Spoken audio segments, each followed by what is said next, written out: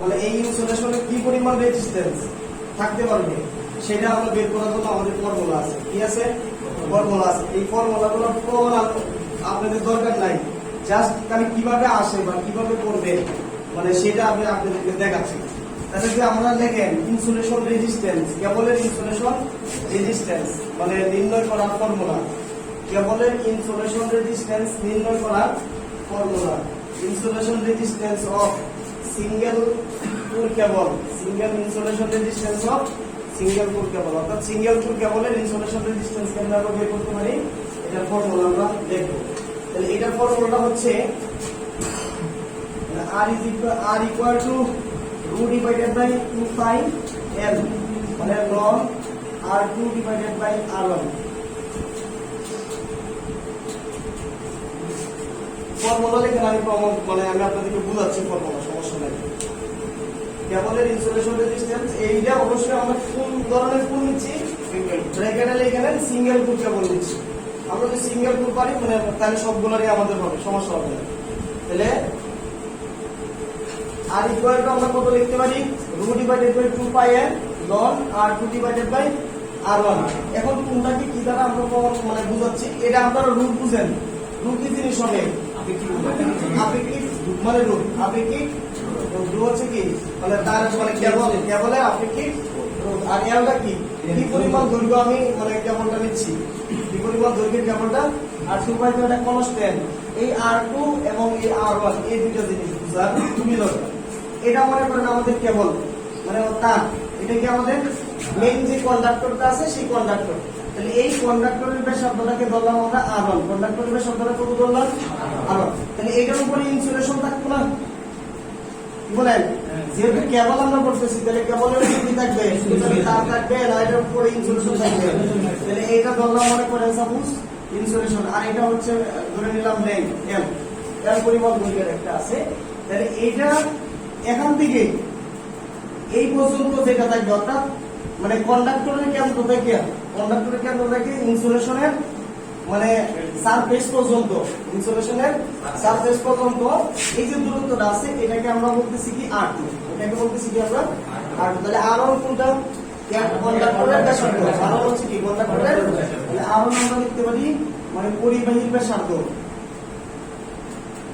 পরিবাহীর ব্যাসার্ধ। এখন যদি ব্যাস দেওয়া থাকে তাহলে আমরা কি লিখতে পারি? ব্যাসার্ধ ইকুয়াল টু কত? আর বাই মানে ডি বাই যদি মানে কি দেওয়া থাকে সেটা ব্যাসার্ধ যদি দেওয়া থাকে তাহলে এটা লিখতে পারবো না। তাহলে ব্যাস, এটা ব্যাস দেওয়া থাকলে আমরা ব্যাসার্ধ বের করে নিতে পারবো এইভাবে। এখন এইটা কি মানে R2 টা কি মানে কন্ডাক্টর থেকে কেবলের সারফেস পর্যন্ত কি দূরত্ব, মানে কন্ডাক্টর থেকে কেবলের সারফেস পর্যন্ত কি এটা দূরত্ব। এটা দূরত্ব হয় তাহলে এটা হচ্ছে কি মানে কন্ডাক্টর থেকে সারফেস, কন্ডাক্টর থেকে ইনসুলেশন পর্যন্ত, কন্ডাক্টর থেকে ইনসুলেশন মানে পরিবাহী থেকে ইনসুলেশন পর্যন্ত।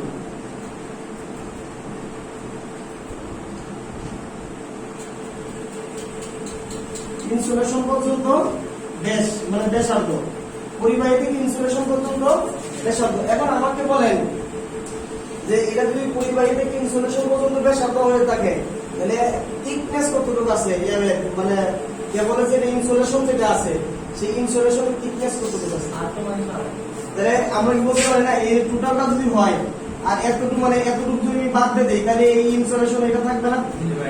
কথা বুঝেন নাই? তাহলে এটাকে বলা হয় থিকনেস। তাহলে থিকনেস সমান আমরা কি লিখতে পারি? থিকনেস ইকুয়াল টু কত? R2 মাইনাস কত লেখা যাবে? ম্যাক্সিমাম অঙ্কের মধ্যে আপনারা যেটা পাইবেন আর কি এটা মানে এই R2 এবং R1 দেওয়া থাকবে, কথা বুঝছেন? বলবো যে থিকনেসটা বের করো, অথবা এই ফর্মুলাতে গিয়ে আপনাকে হয়তো R1 বা R2 বের করতে হবে। বের করার পরে বলবো যে থিকনেস কতটুকু আছে বের করো, কথা বুঝতে পারছেন? অথবা অনেক সময় থিকনেস দেওয়া থাকবে, কি দেওয়া থাকবে? থিকনেস দেওয়া থাকবে, তাহলে R2 মানটা কি থিকনেসের সাথে যোগ করতে হবে না?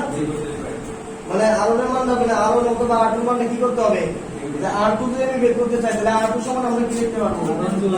মানে আর মানে এটা তো আছেই, সাথে কি থাকবে? থিকনেস। R1 প্লাস কি থাকবে? থিকনেস। কথা বুঝতে পারছেন না পারেন নাই? কথা ক্লিয়ার? মাথায় রাখতে হবে, এই জিনিসটা আমাদের কনফিউশনে পড়বে। কথা বুঝতে পারছেন সবাই?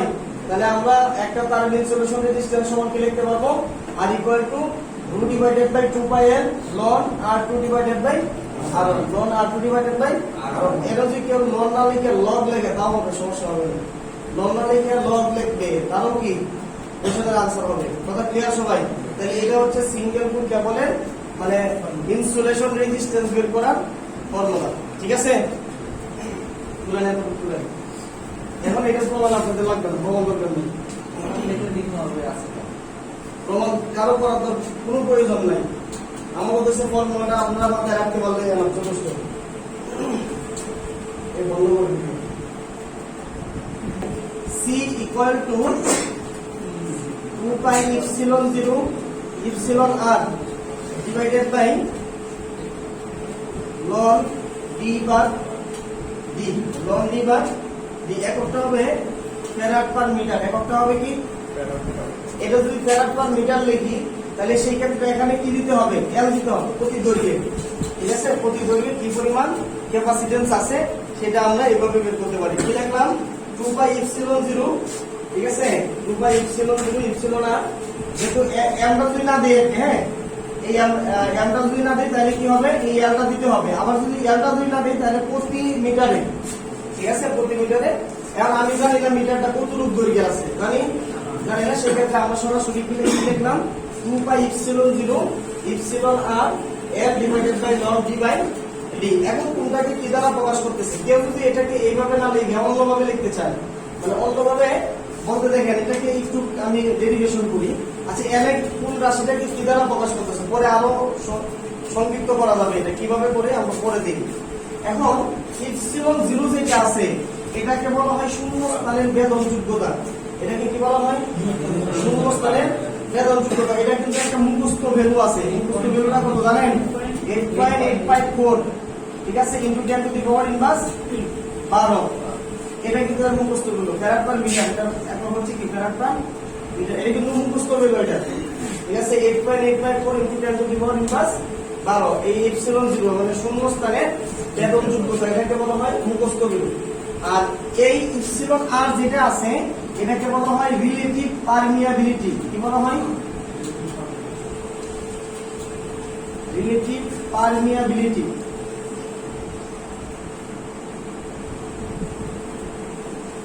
ঠিক আছে, এই ইপসিলন r এর মানটা কি? এটাকে কি বলা হয়? Relative permeability. আচ্ছা, আর এলটা তো আমরা বুঝতেছি কেবলের দৈর্ঘ্য। এলটা হচ্ছে কি? যেহেতু কেবল তাহলে কি আসবে? কেবল লেন্থ। ওকে, এখন আমাদের আর দুটো জিনিস আছে এখানে, সেটা কি আছে? ডি আছে, একটা ক্যাপিটাল ডি আছে, আরেকটা কি আছে? স্মল ডি আছে। তাহলে ক্যাপিটাল ডি আছে একটা, আরেকটা কি আছে? স্মল ডি আছে। এটাও ঠিক সিমিলারলি আগের মতোই, মানে আমরা তো এটা তো একটা কেবল হয়, এটা কি কেবলের ভিতরে যেটা আছে, মানে কেবলের ভিতরে যেটা থাকে সেটা কি? কন্ডাক্টর। তাহলে এইটার ব্যাস, তাহলে এটার মানে ব্যাসার্ধ কতটুকু লেখা যাবে বলেন? যেহেতু মানে কি হবে? Small D divided by 2। এটা এই ক্ষেত্রে ডি লিখছে, সরাসরি কি লিখছে? ডি লিখছে। আবার যেটা বাহিরে যেটা দেওয়া থাকবে সেটা এই জায়গা থেকে এই পর্যন্ত, এটা কতটুকু? ক্যাপিটাল ডি বাদ কত? ডি। ক্যাপিটাল ডি বাদ কত হবে? ডি। কথা বুঝছেন না বুঝেন নাই? সবাই ক্লিয়ার? যে লন ডি বাই ডি, সেই ক্ষেত্রে এই যে আমরা কি ডি বাই 2 বসাবো? হ্যাঁ, বুঝি নাই? ডি সমান সমান আমরা কি করব? ডি বাই 2 দেখলাম না, দেখা দাও। হ্যাঁ, মানে আমরা এর যদি তুমি যদি চিন্তা করো D by 2 D by R by 2 টু কাটা যায়, বাদ করবে। এই তো কথা বুঝলো না? কথা সিস্টেম একই, মানে সিস্টেম কোনো ভিন্ন না। কথা মানে মনে হয় বুঝেন নাই, বুঝতে পারছেন? আচ্ছা, এখন এটার ক্ষেত্রে মানে আমরা অনেক সময় আমাদের যে ম্যাথের মধ্যে যে মানগুলো দেওয়া থাকবে, এখন আমরা তো বুঝতেছি এটা হচ্ছে কি মানে ব্যাস যেটা আছে, ব্যাস ডি মানে কি? ব্যাসটা পুরোটা ব্যাস বলতে পারতেছি না। এখন আমরা তো অ্যাকচুয়ালি ব্যাস শব্দ নিছি, এইগুলা কি এই ডি বাই 2 আর ডি বাই 2 এগুলো কি অ্যাকচুয়ালি ব্যাস শব্দটা পুরোটা কি বলেন? ব্যাস শব্দ কিনা? তাহলে আমরা ইচ্ছা করলে আর লিখতে পারতাম, কিন্তু আর না লিখে সরাসরি আমরা এটা লিখছি, কারণ হচ্ছে আমরা ডি ধারণ করতে পারবো, কারণ উভয় পক্ষ থেকে মানগুলো কি হয়ে যায়? মানে কাটা যায়। এজন্য আমরা ডি লিখবো। তার ম্যাক্সিমাম অঙ্কের মধ্যে কি দেওয়া থাকবে? সরাসরি ব্যাস আকারে দেওয়া থাকবে। কথা বোঝা গেছে?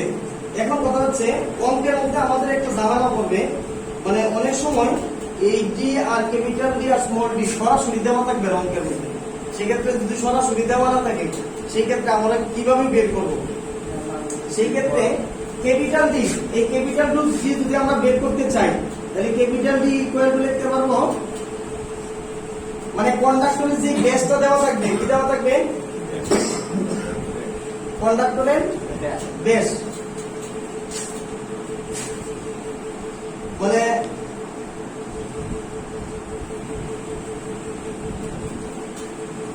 মানে কুড়ের যদি ডায়ামিটার দেওয়া থাকে, মানে ভিতরে যেটা মানে এই কুড়ের যদি ডায়ামিটার দেওয়া থাকে, এই যে ভিতরে যে কুড়টা দেওয়া থাকবে এতটুকু, বুঝেন, এই এতটুকু যদি ডায়ামিটার দেওয়া থাকে, ডায়ামিটার মানে কি বেস, এতটুকু যদি বেস দেওয়া থাকে আর ভিতরে যে কন্ডাক্টরটা থাকবে, ভিতরে আমার কন্ডাক্টরের একটা বেস থাকবে না? কন্ডাক্টরের একটা বেস থাকবে কিনা? তাহলে এই কুড়ের যে ডায়ামিটারটা হবে, কুড়ের ডায়ামিটার মানে কুড় ডায়ামিটার, এই কুড় ডায়ামিটারের সাথে প্লাস আবার এই যে স্মল ডি যেটা থাকবে, এই ডিটা কত গুণ হবে? 2 গুণ আকারে নিতে হবে। মানে এটা কোন ডি বের করার জন্য? এই ক্যাপিটাল ডি বের করার জন্য। অঙ্কের মধ্যে যখন আমরা যাব তখন এই জিনিসটা আরো ভালো করে ডিপলি বুঝতে হবে। যখন আমরা ম্যাথ করবো তখন কি করব? কারণ এটার মধ্যে এই অঙ্কটা করার ক্ষেত্রে এই এতটুকু জিনিসের মধ্যে ঝামেলা, আর কোথাও ঝামেলা নাই। কথা বুঝতে পারছেন? তাহলে যখন আমরা এই ক্যাপিটাল ডি বের করবো প্রথমে একটা ডি কি করতে হয়? যোগ করতে হবে। আবার যে স্মল ডি যেটা দেওয়া থাকবে সেটাকে 2 দ্বারা কি করতে হবে? গুণ করতে হবে। এটা আমরা ম্যাথের ক্ষেত্রে ডিপলি ব্যাখ্যা বুঝবো। কথা বুঝতে পারছেন? আচ্ছা, এখন কথা হচ্ছে এটাকে আমরা এইভাবে এই না লিখে আমরা যদি ইপসিলন 0 এর মান 2 পাই এর মান যদি বসায় দেই, ইপসিলন 0 এবং ইপসিলন 0 এবং 2 পাই এটা যদি বসাই আর এই লং কে যদি বা লগ ই কে যদি 10 বেস বর্গে নিয়ে যায়, কিসে নিয়ে যায়? 10 বেস বর্গে নিয়ে যায়, তাহলে এই ফর্মুলাটাই আমরা এইভাবে লিখতে পারি, মানে ইপসিলন আর এল 41.4 log 10 মানে ডি বাদ কত? ডি ইনটু কত আসবে? 10 টু দি পাওয়ার ইনভার্স 9 এত ফেরাদ। যদি কেউ মনে করেন এই 2 পাই ইপসিলন 0 এগুলো তো আমরা কনস্ট্যান্ট মেলো না, 2 পাই ইপসিলন 0 আর এই লগ যেটা আছে, লগ ই যেটা আছে এটাকে 10 বেস লগে নিয়ে গেলাম, কিসে নিয়ে গেলাম?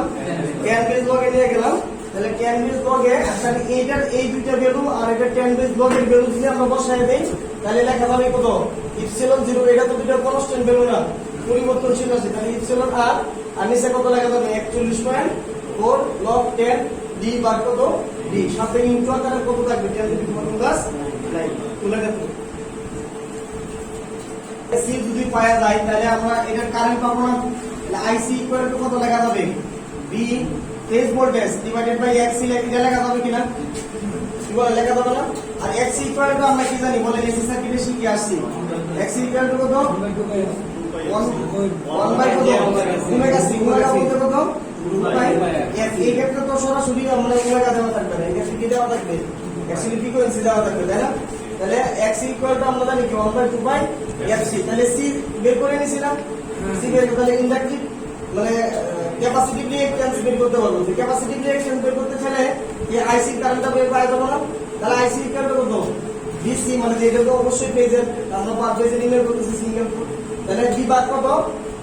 এক্সি, ডি বাদ কত লেখা যাবে? এক্সি। তাহলে এটা যদি আমরা এটার মান যদি বসাই দেন তাহলে কি লিখতে পারবেন? ডি ফেজ ভোল্টেজ ইনটু কত লেখা যাবে বলেন? 2 পাই এফসি, এটা লেখা যাবে কিনা? কি বলে লেখা যাবে না এটা? এখন আপনাকে যদি বলে যে কেভিআর বের করো, কি বের করো?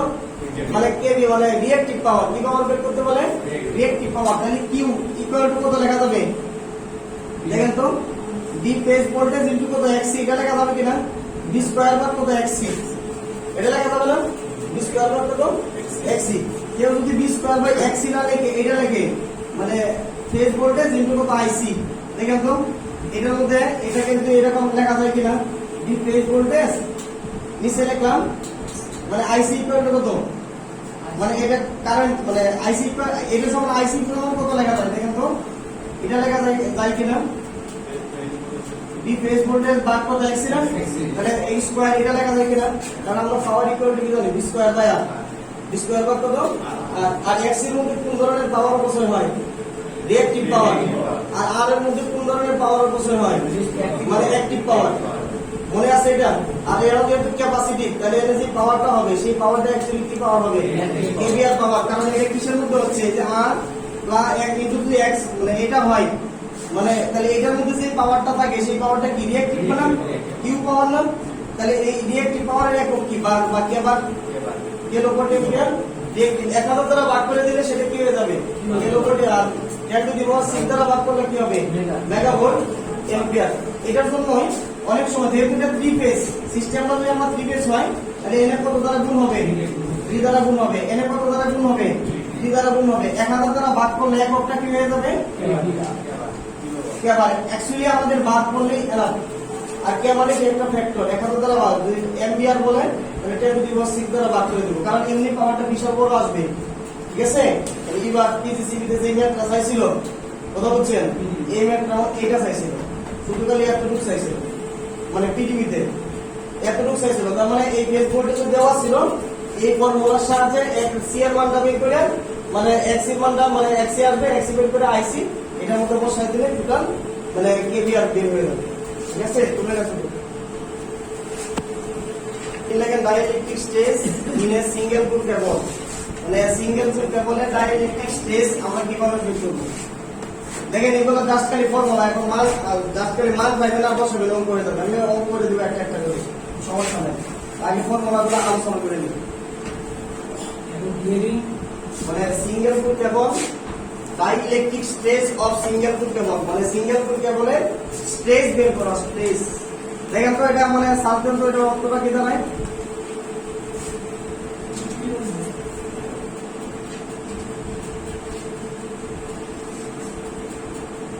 ডাইইলেকট্রিক স্টেজ এটাকে জি দ্বারা প্রকাশ করা হয়। ডাইইলেকট্রিক স্টেজ অর্থ কি দাঁড়াইছে? আচ্ছা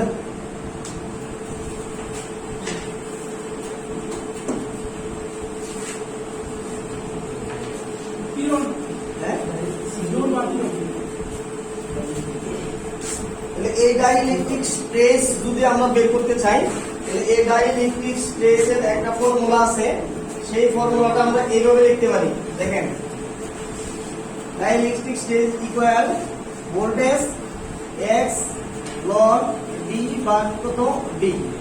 এটা হচ্ছে ডাইইলেকট্রিক স্ট্রেসের মানে ফর্মুলা। এটা বিশাল বড় একটা প্রমাণ, কিন্তু প্রমাণটা নাই, মানে ম্যাথ গুলো ছোট ছোট এগুলো, কিন্তু আমরা জাস্ট খালি সূত্রগুলো শিখতেছি, নট কোনো প্রমাণ। ঠিক আছে?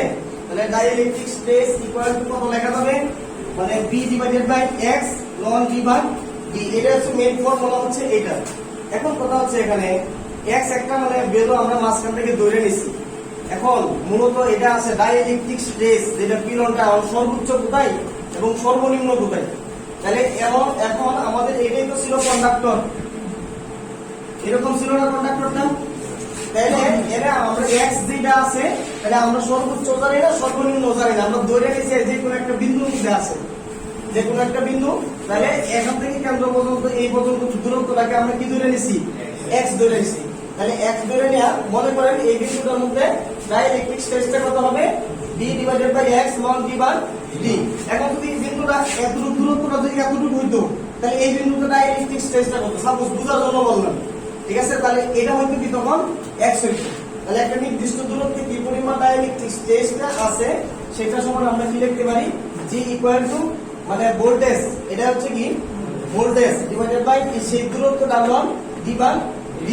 আর ডিটা তো আমরা বুঝতেছি যে টোটাল মানে কন্ডাক্টর থেকে কেবল পর্যন্ত, কেবলের সারফেস পর্যন্ত দূরত্ব। এখন কথা হচ্ছে যে এই যে ডাইইলেকট্রিক স্ট্রেসের সর্বোচ্চ কোথায় হবে এবং সর্বনিম্ন কোথায় হবে। তাহলে এটা যদি হয়, তাহলে সর্বোচ্চ হয় সারফেসের, মানে সর্বনিম্ন হয় কন্ডাক্টরের সারফেসে, সর্বনিম্ন হয় কোথায়? তাহলে কন্ডাক্টর কোনটা বলেন তো?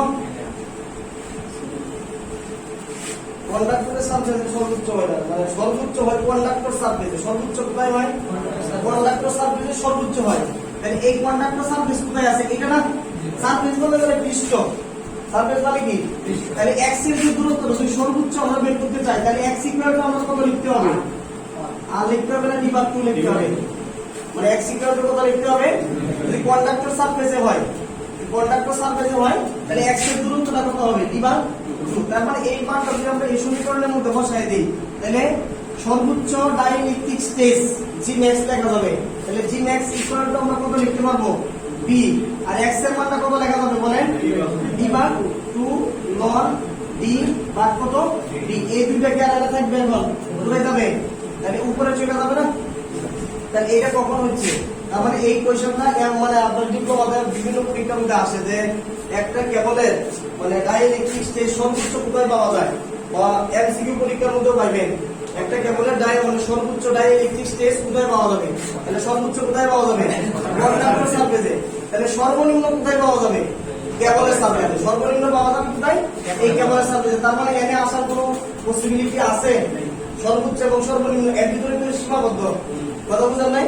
তার মানে অবশ্যই x যে দূরত্বটা আছে এই কন্ডাক্টর সারফেস থেকে আর এই মানে এওয়ার সারফেসের মাঝখানে কোথাও আছে, বুঝলেন নাই কথা।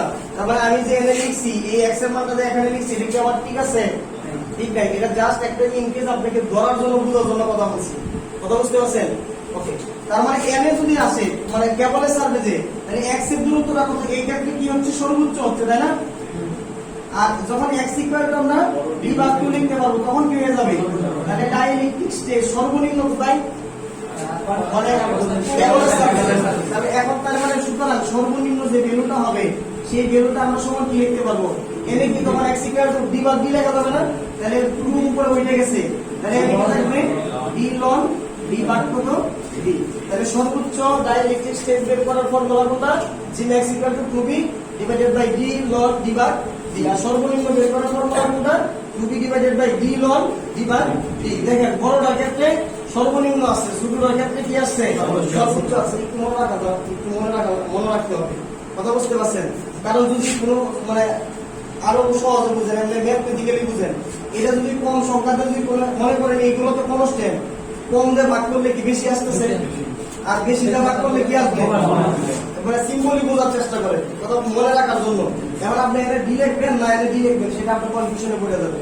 এখন দেখেন যদি এটার মধ্যে শুধু খালি এইগুলোর মধ্যে এই ডি এবং ডি এর মধ্যে যদি আমরা ফর্মুলা বের করতে চাই তাহলে এটাকে এটা কিন্তু একটা ফর্মুলা, এটা যদি 1 নং ফর্মুলা ধরি এটাকে যদি 2 নং ধরি তাহলে 1 নং যদি 2 নং দ্বারা ভাগ করি তার মানে কি লেখা যাবে বলেন তো, Gmax ডিভাইডেড বাই কত লেখা যাবে G minimum ইকুয়াল, এটা ব্যস্তানুপাতিক না। তাহলে এই ক্যাপিটাল ডি টা কি উপরে উঠে যাবে, তাহলে স্মল ডি টা কি নিচে নেমে যাবে। তাহলে এইটা একটা ফর্মুলা। এখন যদি এটা দেওয়া থাকে তাহলে সর্বনিম্ন ভ্যালু বের করতে পারবেন না, অথবা যদি এটা দেওয়া থাকে তাহলে এটা বের করতে পারবেন না।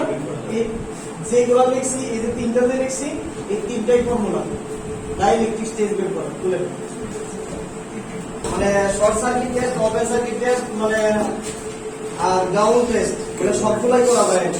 এটা মূলত হচ্ছে আমরা মানে গ্রাউন্ড টেস্ট বলেন না শর্ট সার্কিট টেস্ট বলেন, মানে সবগুলোর ক্ষেত্রে ক্যালকুলেশন একটাই, ক্যালকুলেশন কি একটাই। তার মানে এটা হচ্ছে আমরা অঙ্কন করতে চাই। আর ফিগারগুলো সবগুলাই হচ্ছে হুইস্টন ব্রিজের উপর হুইস্টন নীতির উপর ভিত্তি করে কি করা হয়, তৈরি করা হয়। তার মানে মূলত এটা আমাদের হচ্ছে রেশিও আর, এটাকে মনে করেন আমি ধরলাম পি আর এটাকে ধরলাম মনে করেন কিউ। তাহলে হুইস্টন ব্রিজের মধ্যে কি থাকে, একটা গ্যালভানোমিটার থাকে। তাহলে আমি একটা গ্যালভানোমিটার সংযুক্ত করে দিলাম, এটা মনে করেন একটা সুইচ, আমরা এখানে একটা সুইচ সংযুক্ত করলাম, কথা ক্লিয়ার। এখন দেখেন একটা থাকবে বাবল কেবল আর একটা থাকবে কি ভোল্ট কেবল, একটা বাবল কেবল থাকবে আর একটা কি থাকবে ভোল্ট কেবল থাকবে। তাহলে মনে করেন বাবল কেবলটা আমরা এই দিক দিয়ে লাগাইলাম আর ভোল্টেজ মানে ভোল্ট যে কেবলটা থাকবে আমরা এই কেবলটা এই দিকে লাগাইলাম, মানে যেটা মধ্যে আমরা ফল্ট সংঘটিত হবে। তাহলে দুইটাকে একত্রিতভাবে সংযুক্ত করতে হবে।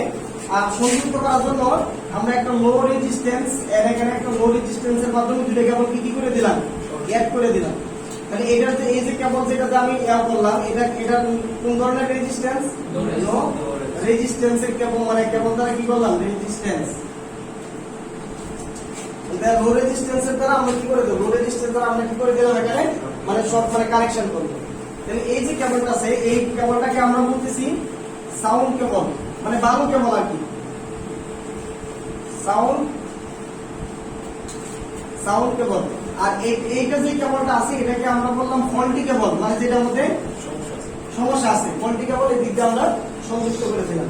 তাহলে এই যে দুইটা কেবল আছে কিন্তু বাট এই দুইটা কেবলের দৈর্ঘ্য সেম, এটারও দৈর্ঘ্য L বললাম আর এটারও দৈর্ঘ্যটা কি আছে, মানে দুইটা মানে কেবল মানে সম পরিমাণ দৈর্ঘ্য আছে, সুষম দৈর্ঘ্য। কথা বুঝছেন? দুইটা কেবলের দৈর্ঘ্য কতটুকু সুষম। তাহলে ধরে নিলাম মানে এটাকে ধরলাম A, এটাকে ধরলাম B, সাপোজ এটাকে ধরলাম আমরা মনে করেছি এটা সুইচ নাম্বার 1 K1, ঠিক আছে? এটার মধ্যে যে ফলটা যে সংঘটিত হয়েছে এই C বিন্দু থেকে x দূরত্বে, মানে C বিন্দু থেকে কতটুকু দূরত্বে ধরে নিলাম D দূরত্বে, মানে ফল সংঘটিত হয়েছে। C বিন্দু থেকে কতটুকু দূরত্বে ফল সংঘটিত হয়েছে, D দূরত্বে ফল সংঘটিত হয়েছে। আর এই অবস্থায় এই যে ফল সংঘটিত হয়েছে যে এতটুকু দূরত্বের মধ্যে এটা রেজিস্ট্যান্সটা ধরলাম x, রেজিস্ট্যান্সটা ধরলাম কি x। তাহলে এই পর্যন্ত কি কেবলগুলো ভালোই আছে না, কি বলে? তাহলে এই যে কেবলটা যেটা আছে এই কেবলের রেজিস্ট্যান্সটা ধরলাম কত r, কেবলের রেজিস্ট্যান্সটা এখান থেকে এই পর্যন্ত রেজিস্ট্যান্সটা কত r বললাম। তাহলে এটা ফল সংঘটিত হয়েছে কতটুকু দূরত্বে, d দূরত্বে ফল সংঘটিত হয়েছে। এই ফলটের যে রেজিস্ট্যান্সটা আছে সেই রেজিস্ট্যান্সটাকে ধরলাম কি x, সেই রেজিস্ট্যান্সটাকে ধরলাম কি x। এখন একটা জিনিস খেয়াল করবে, তাহলে কে মানে লুপ, মানে লুপ বলতে কি এখান থেকে এই পর্যন্ত একটা লুপ, এখান থেকে এই পর্যন্ত কি হবে একটা লুপ, এখান থেকে এই পর্যন্ত যদি একটা লুপ হয় তাহলে লুপের টোটাল রেজিস্ট্যান্স কত r plus x, r plus x। এখন তাহলে লুপ রেজিস্ট্যান্স আমরা কত লিখতে পারি, লুপ রেজিস্ট্যান্স, তাহলে লুপ রেজিস্ট্যান্স ইকুয়াল মানে সমান কি লেখা যায় r plus x, r plus x। এখন ধরে নিলাম এই L দৈর্ঘ্যের যদি রেজিস্ট্যান্স r হয়, প্রতি একক দৈর্ঘ্যের রেজিস্ট্যান্স যদি r হয় তাহলে r প্লাস x এর রেজিস্ট্যান্স কত হবে বলতে পারেন কেউ? দেখেন একটা যদি r হয় তাহলে এখানে আরেকটা আছে না, এখান থেকে এই পর্যন্ত তো আছে, তাহলে এটা সমান কত লেখা যাবে, 1 লেখা যাবে না, কি বলে 12 লেখা যাবে না? এই বুঝছো তুমি? একটা মানে একটা দৈর্ঘ্য যদি মানে r হয়, মানে এখান থেকে এই পর্যন্ত যদি r হয় তাহলে এখান থেকে এই পর্যন্ত কত আছে, r আছে। তাহলে এই দুটো একসাথে যোগ করছি তাহলে r plus x equal to কত লেখা যাচ্ছে, 12 লেখা যাবে। তাহলে r টা কি, एक्चुअली এই r টা কি, r টা হচ্ছে কি প্রতি একক দৈর্ঘ্যের রেজিস্ট্যান্স, প্রতি একক দৈর্ঘ্যের রেজিস্ট্যান্স। কথা বুঝতে পারছেন? প্রতি একক দৈর্ঘ্যের রেজিস্ট্যান্স। এইজন্য আমরা r প্লাস x কে কি লিখলাম, লুপ রেজিস্ট্যান্স। এখন দেখেন তাহলে উইস্টন ব্রিজের নীতিটা কি, তাহলে দেখেন আমরা যদি মনে মনে সাপোজ এটাকে যদি মনে করে না, এটা কিন্তু ফিগারে লেখা যাবে না, আর এটা একটা জিনিস আছে তাই না? তাহলে এটা কত বলেন তো, এটা আর না, আর এটা কতটুকু আছে x কিনা, তাহলে দেখেন আমরা একটা উইস্টন ব্রিজ হয়েছে কিনা, কিন্তু এবার কিন্তু ফিগারে লেখা যাবে না। তাহলে উইস্টন ব্রিজ যদি হয় তাহলে উইস্টন ব্রিজের ক্ষেত্রে আমরা কি লিখতে পারি, মানে বিপরীত বাহু গুণফল কি সমান, তাই না? তাহলে বিপরীত বাহু কোনগুলো বলেন, তাহলে p ইনটু x, মানে p into x equal to কত লেখা যাবে, q ইনটু কত r। তাহলে এটাকে এইভাবে লেখা যায় না, p ভাগ q ইকুয়াল টু কত r ভাগ কত x, এটা লেখা যাবে কিনা? সবাই ক্লিয়ার? এই কথা ক্লিয়ার? তার মানে আমরা এটা লিখতাম না, অ্যাকচুয়ালি মিড ফর্মুলা কোনটা, এটাই, অর্থাৎ p ভাগ q ইকুয়াল টু কত r ভাগ x, p ভাগ q ইকুয়াল টু কত r ভাগ x। এটা কোন জায়গা থেকে আসছে, মানে উইস্টন ব্রিজের মানে ব্যালেন্স কন্ডিশন থেকে আসছে। উইস্টন ব্রিজের কোন কন্ডিশন থেকে আসছে, ব্যালেন্স কন্ডিশন থেকে আসছে। কথা ক্লিয়ার এতটুকু? কিন্তু এটা কি লেখা যাবে, এটা লেখা যাবে না, এটা জাস্ট আমি আপনাদের একটু বোঝানোর জন্য লিখলাম। কথা বুঝতে পারছেন? এখন দেখেন এই যে p বাই q যেটা আছে এটাকে বলা হয় রেশিও r। কি বলা হয়, রেশিও r, মানে কি বাহু, মানে রেশিও বাহু। কারণ এটা অনেক সময় p এর মান আর q এর মান দেওয়া থাকবে, রেশিও r হচ্ছে কত 3.1, তার মানে p কত 3 আর q কত 1, মানে p বাই q আকারে দেওয়া আছে কত 3/1। কথা বুঝতে পারছেন না বুঝেন নাই? ক্লিয়ার কথা? তার মানে আমি এটা উভয় পক্ষে 1 যোগ করে দিই, তাহলে p ভাগ q প্লাস করে দিলাম 1, r ভাগ x প্লাস করে দিলাম কত, তাহলে উভয় পক্ষে একই ব্যালেন্স রাশি আসে, তাই না? তার মানে যদি উপরে তাহলে এটা কি লেখা যায়, এটা থাকতেছে q, এর উপরে থাকতেছে কত p প্লাস q, আর এটা থাকতেছে কত r plus x divided by কত থাকতেছে x। তাহলে r plus x equal to কত লেখা যায়, 1। এটা লিখলাম নাকি? তাহলে p plus q divided by কত লেখা যাচ্ছে, q ইকুয়াল এখানে কত লেখা যাচ্ছে বলেন, 1, আর এখানে কত লেখা যাচ্ছে x। এরকম লেখা যাচ্ছে কিনা? আচ্ছা এখন একটা জিনিস খেয়াল করে দেখেন তো, আমাকে বের করতে হবে দূরত্ব, আমাকে বের করতে হবে কত ডিসটেন্স, কি পরিমাণ ডিসটেন্সের মধ্যে বলটা সংঘটিত হয়েছে। এটা কি মানে আমাকে বিশাল লম্বা তার লাগানো থাকবে, কি বলে লাগানো থাকবে না, আমার তো বের করতে হবে কোন জায়গাটার মধ্যে ফলটা সংঘটিত হয়েছে, হয় এই জায়গা থেকে কতটুকু দূরত্ব আছে না এই জায়গা থেকে, তাহলে যেহেতু ফল টিকাটা এখানে আছে তাহলে আমার দূরত্বটা কি, এই যে এই x যদি বের করতে পারি, ঠিক আছে, এই x যদি বের করতে পারি দূরত্বটা আমার বের হয়ে যাবে না। আমার তো এতটুকু রাশির মান জানা, আর বাকিগুলো তো জানা নাই, জানা আছে জানা নাই, সেই ক্ষেত্রে আমাকে বের করতে হবে না। তাহলে আমার কাজটা কি, অ্যাকচুয়ালি আমি কোন জিনিসটা বের করতে চাইছি, মানে এই ডিসটেন্স d কতটুকু দূরত্বে আছে, মানে ফলটা কতটুকু দূরত্বে সংঘটিত হয়েছে, এটা আমার বের করার উদ্দেশ্য।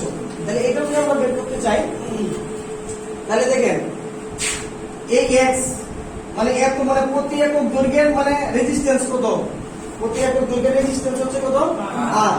তাহলে এখন d ইকুয়াল টু আমরা কত, মানে d ইকুয়াল টু আমরা কত লিখতে পারি বলেন, x ভাগ l এটা লিখতে পারি না, d ইকুয়াল টু কত x ভাগ l লিখতে পারি কিনা, মানে এটা যদি এটা মানে প্রতি একক মানে এই যে d যেটা আছে, হ্যাঁ এটাই তো লিখতে পারি নাকি, কি বলেন, এটা লেখা যায় না অন্য কিছু লেখা যায় বলেন। আমাদের কাজটা হচ্ছে যে 1 মিটার দৈর্ঘ্যের মানে জন্য রেজিস্ট্যান্স, মানে 1 মিটার মানে l দৈর্ঘ্যের জন্য রেজিস্ট্যান্স কত r, l দৈর্ঘ্যের জন্য রেজিস্ট্যান্স কতটুকু আছে r আছে। তাহলে d দৈর্ঘ্যের জন্য কতটুকু হবে, মানে r ভাগ কত l, এটা হবে না, ইনটু কত হবে d, এটা হবে না। মানে অ্যাকচুয়ালি যদি আমরা ওই বিজ্ঞান করতে চাই তাহলে ওই বিজ্ঞান করলে তো আমাকে এটাই আসে, এটা আসে না, পরিমাণ দৈর্ঘ্য আছে আর 1 মিটার দৈর্ঘ্যের রেজিস্ট্যান্স কত, আর r যেটা আছে এটা কি প্রতি একক দৈর্ঘ্যের রেজিস্ট্যান্স। তাহলে যদি 1 মিটার দৈর্ঘ্যের রেজিস্ট্যান্স, 1 মিটারের জন্য প্রতি একক দৈর্ঘ্যের রেজিস্ট্যান্স কত r, ঠিক আছে, তাহলে প্রতি একক দৈর্ঘ্যের রেজিস্ট্যান্সটা কতটুকু r। তাহলে l মিটারের জন্য কতটুকু হবে বলতে পারবো আমরা, r ভাগ কত হবে l হবে না, r ভাগ কতটুকু হবে l। তাহলে x ওহমের জন্য রেজিস্ট্যান্স কত, মানে x ওহমের জন্য দূরত্ব হচ্ছে কত d, তাহলে r ভাগ l এর জন্য দূরত্ব কতটুকু হয়ে যাবে, মানে d ইকুয়াল টু এটা লেখা যাবে কিনা r ভাগ l। এখন ক্লিয়ার কিনা, ক্লিয়ার, এই বিষয়টা ক্লিয়ার। 1 মিটারের জন্য মানে রেজিস্ট্যান্স কত r, l এর জন্য রেজিস্ট্যান্স কত হবে r ভাগ l, তাহলে এটা কি প্রতি একক দৈর্ঘ্যের জন্য না। এখন যদি আমি এটা চিন্তা করি, মানে d এর জন্য d দূরত্বের জন্য রেজিস্ট্যান্স আছে কত x, মানে d দূরত্বের জন্য রেজিস্ট্যান্স আছে কত x, তাহলে l r ভাগ l এর জন্য রেজিস্ট্যান্স কতটুকু হবে x ভাগ কত r আর x ডিভাইডেড বাই কত r ভাগ l। কথা ক্লিয়ার এখন। এখন দেখেন তাহলে এই d এর মানটা যদি আমরা এই জায়গার মধ্যে এখান থেকে, তাহলে x ইকুয়াল টু আমাদের x এর দরকার নাই, আমাদের দরকার কি ডিসটেন্স দরকার, তাহলে ডিসটেন্স, তাহলে x ইকুয়াল টু আমরা কি লিখতে পারি x, দেখেন আর গুণ করে দেন d ইনটু কত লেখা যায় r ভাগ কত l ইনটু কত x, এটা লেখা যায় না। তাহলে এই x এর মান আমরা যদি এই সমীকরণের মধ্যে বসাই দিই তাহলে কি লিখতেছি p plus q divided by q equal to r divided by x equal to কত লেখা যায় d ইনটু r ভাগ কত l।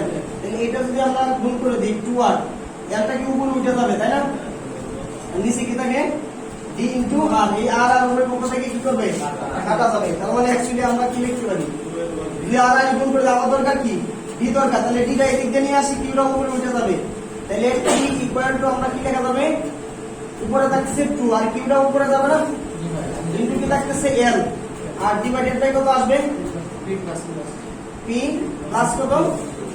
এটাকে আমরা এইভাবে লিখতে পারি, মানে q divided by p plus q into কত লিখতে পারি লুপ রেজিস্ট্যান্স, কি লিখতে পারি লুপ দৈর্ঘ্য। দেখেন তো মানে 2r ইকুয়াল টু লুপ দৈর্ঘ্য কিনা, কারণ এটা দৈর্ঘ্যটা আছে কত l আর এখান থেকে এই পর্যন্ত আছে কত l, যদি দুটো একসাথে দেওয়া থাকে লুপ রেজিস্ট্যান্স লুপ লেন্থ এত, তাহলে কি টোটাল একসাথে আমরা লিখতে পারি না এটা।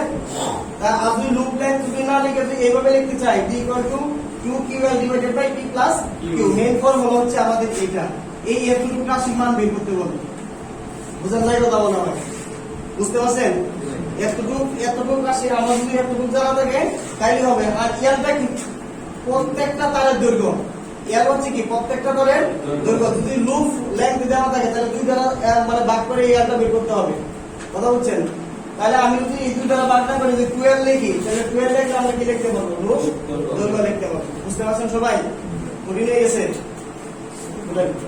সিঙ্গেল ফুটকে বলে পরিবাহী ব্যাস হচ্ছে 1 সেন্টিমিটার এবং মানে ইনসুলেশনের পুরুত্ব হচ্ছে 0.4 সেন্টিমিটার।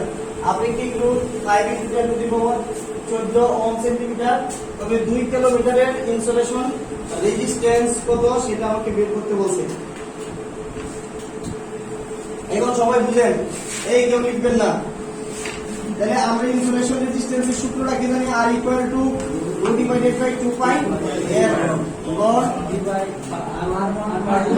R2 ভাগ হলো R1 এটা জানি, তাই না? এখন দেখেন এখানে রু সমান কত দেওয়া আছে বলেন? 5 × 10⁻12 ওহম মিটার। 12 লিখছি, সমস্যা কি? সমস্যা আছে? দেখেন এখানে কি আছে? ওহম সেন্টিমিটার আছে। তাহলে ওহম সেন্টিমিটার থাকলে সেন্টিমিটার × 10⁻2, তাহলে এটার সাথে যোগ করলে কত হয়ে যাবে? 12 হয়ে যাবে। কথা ক্লিয়ার তো? না বুঝেন নাই? ওকে, তাহলে এটা হইলো। তারপরে আছে পরিবাহীর ব্যাস। তাহলে পরিবাহীর ব্যাস এটাকে কি R1 বলে না? কত আছে? তাহলে 0.5 সেন্টিমিটার। সমস্যা? এটা কি দেওয়া আছে? আর মানে কি? ব্যাসার্ধ। বুঝতে পারতেছেন? এরপরে আমাদের দরকার কি? R2 মান দরকার। তাহলে R2 কি সরাসরি এখানে আছে কোথাও? কি আছে? থিকনেস। কি আছে? থিকনেস। তার মানে এটা যোগ কি? থিকনেস। তার মানে কত লিখতে হবে? 0.5 প্লাস থিকনেস আছে কত? 0.4 কত আসে? তাহলে 0.9 সেন্টিমিটার। একটা কথা বলতে পারেন ভাই, সেন্টিমিটারকে আমরা মিটারে নিব কিনা? নেওয়ার দরকার আছে? দরকার নাই। কারণ হচ্ছে কি এই এটা সেন্টিমিটার এটা সেন্টিমিটার থাকবে, রেশিও কাটাকাটি করলে কি হয়ে যাবে? কথা বুঝতে পারছেন? তার মানে দুইটা এককে রাখতে হবে। আর কেন যে এককে রাখি মানে R1 কে যে এককে রাখি R2 টা কি একই এককে রাখতে হবে, তাহলে আমাদের আর সমস্যা হবে না। কথা বুঝতে পারছেন? আর লেন্থ আছে কত কিলোমিটার? 2 তাহলে 2 কিলোমিটার। তাহলে আমি 2000 মিটার লিখলাম। 2000 মিটার। তার মানে যেটা বের হবে সেটা অবশ্যই কিসে বের হবে? মিটারে বের হবে। কথা বুঝতে পারছেন? ওকে, মানে বসেন। আর মিটার না বসে আপনি প্রবলেমে পড়বেন। এই রো মিটারে আছে, যার জন্য এটা রাখতে হবে কিসে? মিটারে রাখতে হবে। তার মানে রো এর মান আছে কত? 5 × কত? 10⁻12। তাহলে 2 পাই। এল এর মান কত আছে? 2000। মানে লগ R2 মান কত? 0.9 আর এটা কত? 0.5। ক্যালকুলেটরে বসায় দেন, যা হবে তাই आंसर। 30 মেগা ওহম মানে 234 × 10⁻6 আসবে। তাহলে এটাকে আমরা মেগা ওহম লিখতে পারি। লিখেন পরে লিখেন। এতটুকুর মান চাইছিল, বুঝছেন? এইটার মান চাইছিল, আর কিছু চাই না।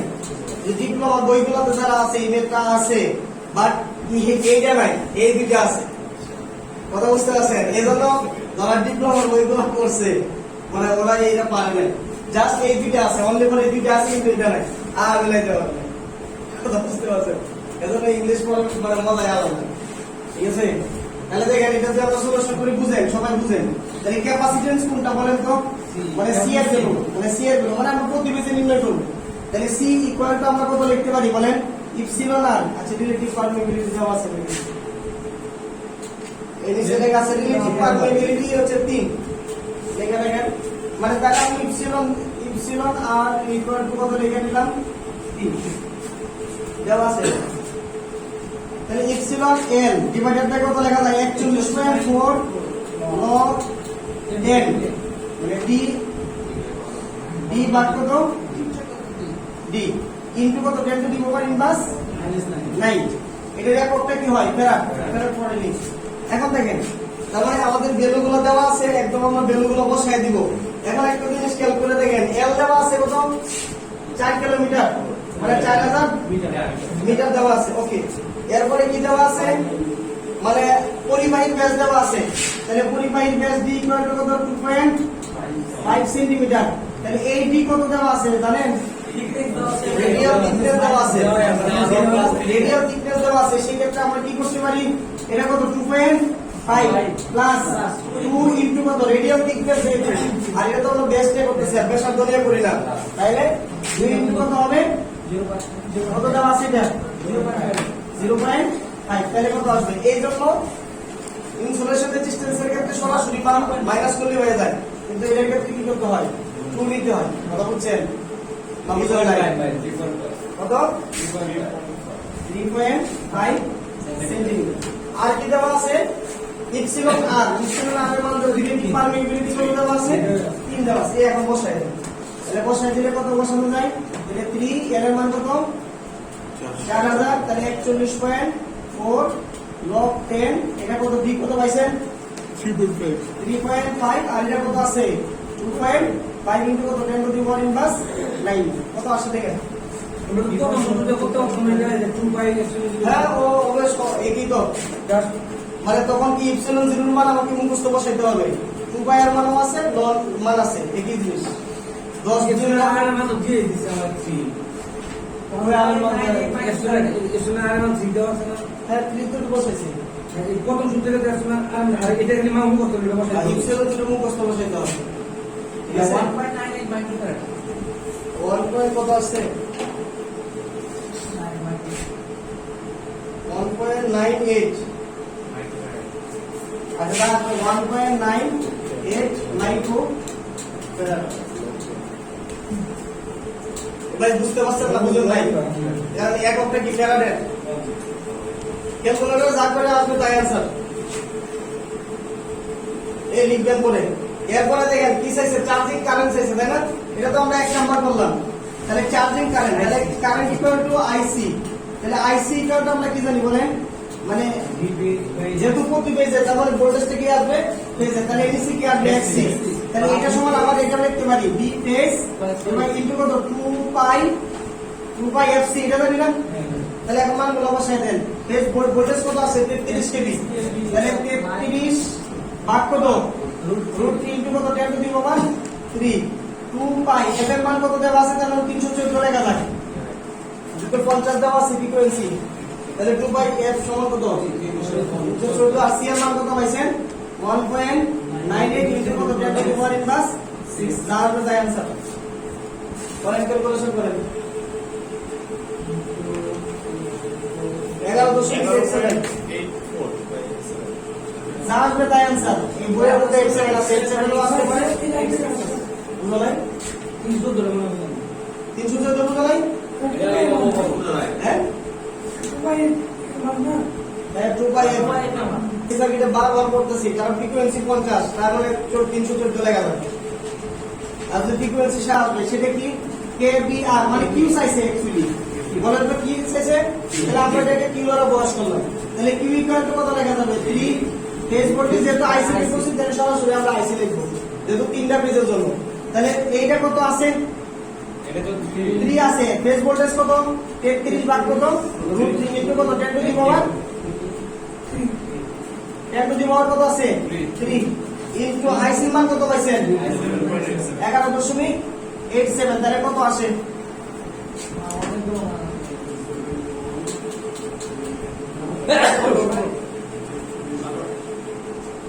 কিলো করে 678.4 তাহলে 678.5 ইনটু 10 টু দি পাওয়ার 3 তাহলে কি আবার না ভাই এখন ভাগ হবে হ্যাঁ এই আপনারা এটা এর টোটালটা গুণ করেন গুণ করছেন 6 7 8 বাই 6 এর 10 টু দি পাওয়ার 6 আইছে দেখেন কি আছে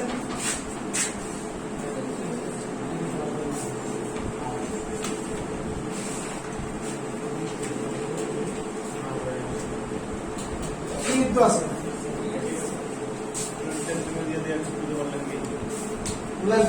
আমি যা লিখছি তা ঠিক আছে এই অঙ্ক তুলতে বলছি এখন মানে কেমন করে ভুল করলে আপনি ভুল করবেন বুঝেন এখন বুঝেন সলিউশন করতেছি ঠিক আছে তাহলে g max ইকুয়াল টু আমরা কি শিখছি 2b বাই মানে 2b ডিভাইডেড বাই কত n স্মল d কারণ বড় তাহলে নন d বাই কত d তাহলে 2 ইনটু ভোল্টেজ আর এই ভোল্টেজটা অবশ্যই আমরা কিসের ভোল্টেজ হিসেবে নিব আমরা লাইন ভোল্টেজ হিসেবে নিতে পারি ফেজ ভোল্টেজ হিসেবেও নিতে পারি। কথা বুঝতে পারছেন? তাহলে যা আছে তাই, মানে যেই ভোল্টেজ আছে সেই ভোল্টেজ মিলে আমাদের চলবে। তাহলে কত আছে? 33। কোন সমস্যা নাই, মানে ওই দিকে কানেক্ট করবে, ওই মানেই আসবে। লাইন থাকলে লাইন, ফেজ থাকলে ফেজ, কারণ এটার উপরে সমস্ত কিছু ডিপেন্ড করে। তাহলে তাহলে এখানে ক্যাপিটাল ডি আছে কত? 4 সেন্টিমিটার। তাহলে স্মল ডি আছে কত? 1 সেন্টিমিটার, তাই তো? তাহলে এখানে ডি কত লেখা যায়? 1 ইনটু লন ডি। ডি কত দেওয়া আছে? 4 ভাগ কত? 1। ক্যালকুলেশন করে যা আসবে তাই आंसर। ক্যালকুলেশন করে কত আসে?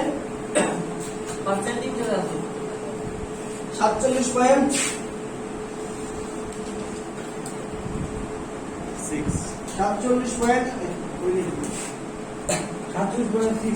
47.61 কেবি, কারণ এটা কেবি তে আছে না, ভোল্টেজটা কেবি পার কিসে আছে বলেন? মানে নিচে সেন্টিমিটার না, তাহলে কেবি পার সেন্টিমিটার। এককটা কি আরএমএস না? এই যে ভোল্টেজটা যেটা দেওয়া আছে সেই ভোল্টেজটা কিসের ভোল্টেজ দেওয়া আছে? আরএমএস। তাহলে আরএমএস এ আছে। কথা বুঝছেন? এখন দেখেন এটা জি ম্যাক্স এইভাবে বের করতে পারি। আর তাহলে জি মিনিমাম কিভাবে বের করতে পারবো? দেখেন দুই ভাবে বের করতে পারবো, আমি দুইটা জায়গায় দিচ্ছি। তাহলে 2b ডিভাইডেড বাই কত? ক্যাপিটাল ডি লন ডি ভাগ কত? ডি। শুধু খালি এনে 4 বসায় দিলেই মানটা চলে আসবে। সেই মানটা কত আসবে? মানে 11.9 কেবি পার সেন্টিমিটার। এটা এই মানটা কিসে আসলো? আরএমএস। আর এটা যদি আমরা এইভাবে বের না করে অন্যভাবে বের করি, তার মানে আমরা কি লিখতে পারি? জি ম্যাক্স ডিভাইডেড বাই কত? জি মিনিমাম ইকুয়াল টু কত? ডি ভাগ কত? ডি। তাহলে এখান থেকে এটা তো জি ম্যাক্সটা বের করছি, তাহলে এই ফর্মুলা থেকে বসায় দিলে চলে আসবে না? আর এই মানে বি যেটা এটাকে বলা হয় অপারেটিং ভোল্টেজ। বি যেটা দেওয়া থাকে সেটাকে বলা হয় কি? Operating voltage. তুলেন অপারেটিং ভোল্টেজ